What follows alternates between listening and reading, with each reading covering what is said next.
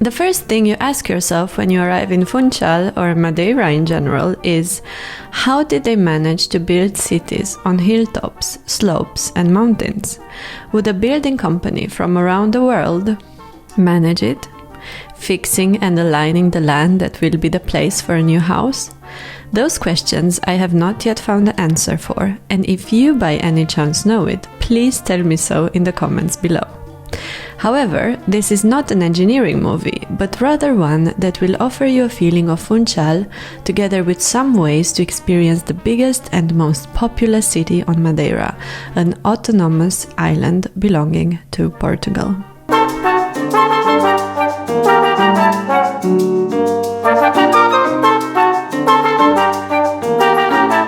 I think it is easy to go downhill, but you feel it after a while. You do in your legs, and especially that you try to like brake, you know? Front ties, yeah. Yeah, front tires. You try to. If I don't want to run down and lose control. Slide. Yeah, or like into a corner. Slide down. Arriving in Funchal's harbour, close to the city centre, and looking around you, you will get the feeling that you're still in a time when colonists started building the town from scratch, when forts were the main weapons of defence against pirates or other enemies, and when the only way to reach the island was by ship. As with all places, history plays a major role in how the city is shaped nowadays and the different remnants that you can discover while exploring Funchal. Being founded in 1421 by a Portuguese navigator called João Gonçalves Zarco, hopefully I said that correctly, Funchal is the main city of the island of Madeira, where around 130,000 people spend their daily life. One thing you will notice right away when walking through Funchal's old town is the art that surrounds it. On every street, walls and doors, you will uncover a new artistic element that gives it a special feeling. It is like walking through an open-air art museum.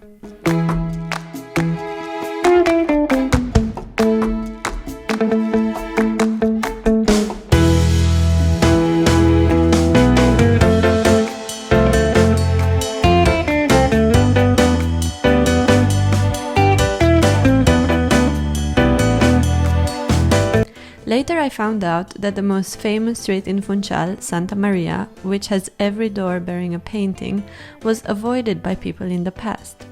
Before the government of Madeira paid for the painting and beautifying of the street, it used to be one where drugs and prostitution were the main sights. Talking to the owner of one of the restaurants from Santa Maria, I discovered that when he was little, his parents wouldn't let him walk close to it. So imagine how much this street has changed in 50 years. From a previously dangerous place to the nowadays artsy street filled with restaurants, pubs, tourists and locals where one can enjoy a wonderful evening surrounded from all parts by history and art. Wasn't it spring? And spring became the summer. Who believe you'll come along? That's super cool. Touching hands.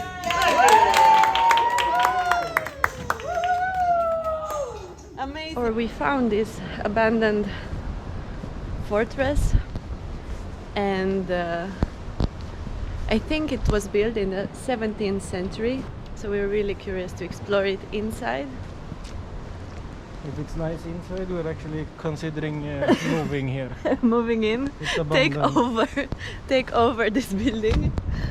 It's actually impressive. You feel like you're in a pirate movie. Or you that feel might be me, not the castle. I have the pirate. Exactly. And you see all these spots here, openings. I think there were cannons back in the days, and they were protecting the island. See if we can get up there and explore.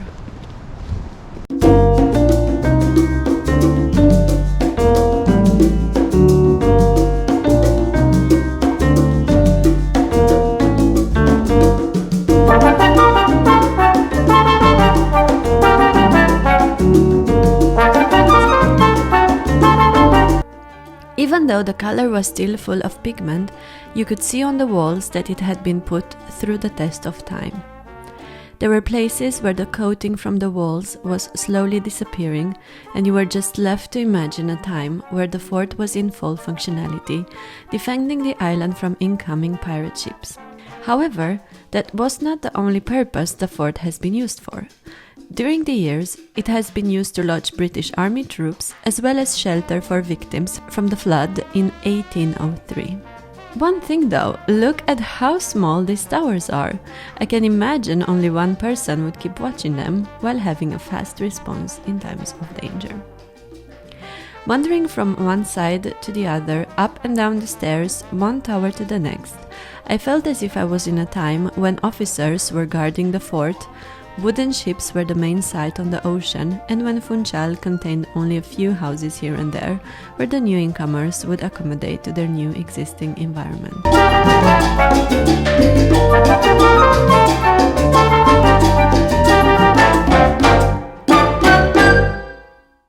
Funchal in January. I mean, right now we don't have such a great day. It's a bit rainy, but all in all, I mean, it's warm. I only have this shirt on and just a rain jacket. It's super nice. And when it's on, it's like it's Swedish summer, so it's perfect.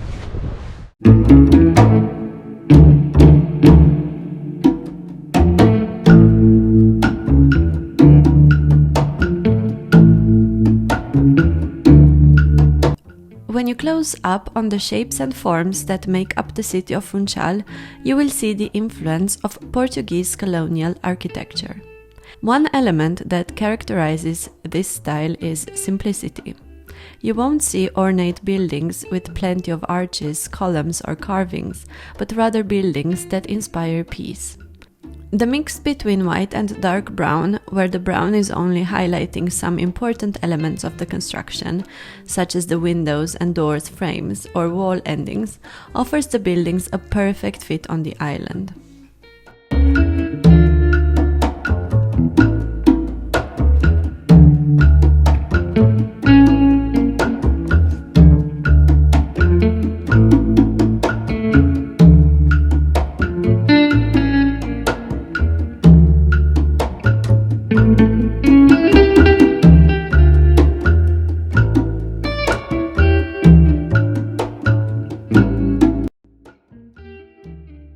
One way to reach up on the hills of Funchal is by taking a cable car from the old city center.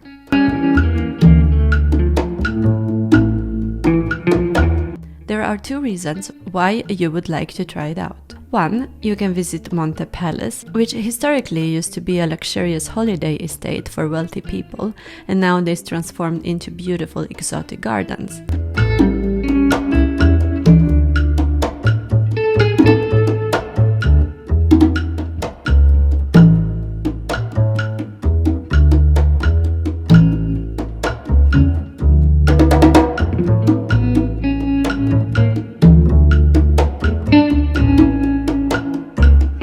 Second, you can experience a perfect view over Funchal and the excitement to see the city from above in a moving cable car.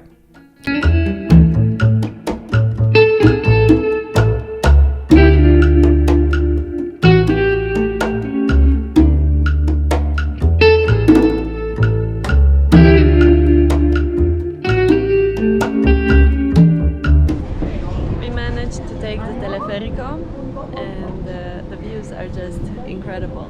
They are incredible.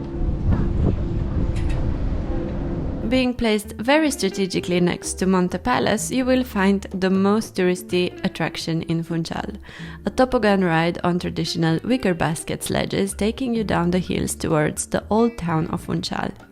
You won't actually reach the old town on the sled, as the ride is only around 3 kilometers. However, you will be very close to the city center to take a walk from where the ride ends, and this time it will be downhills, making it so much easier.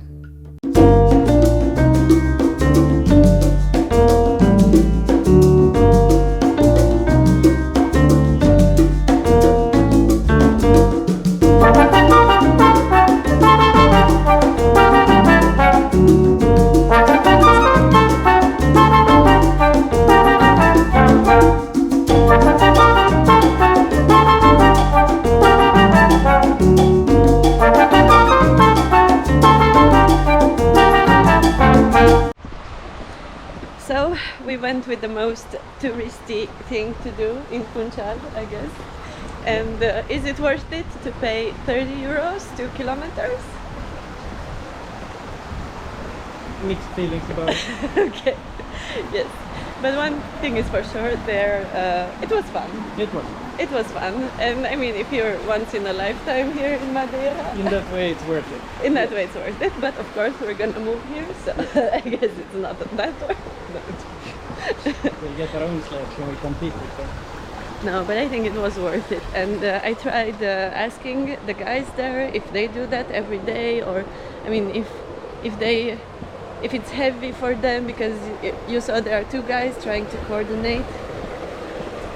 I mean, they were pretty good at coordinating. They know what they're doing. Sometimes I was feeling like the sledge was so close to the walls, Yeah. and I felt like, shit, are we gonna crash? I think they have good control. But they have good control. And I think they can do this blindfolded. Yeah, I think so too. I think they do it like everything. I already miss Funchal, the culture, food, old town streets, and the warm sunny days. Speaking of, the weather there is perfect all year round, so you can visit any month you would like. In January there were not so many tourists, making it perfect to really experience Funchal, talk to locals, enjoy places in peace and quiet, and discover the city at your own pace without worrying about it being overcrowded. What feeling does this place give you? Well, I can say that once there, you will not want to take the plane back home.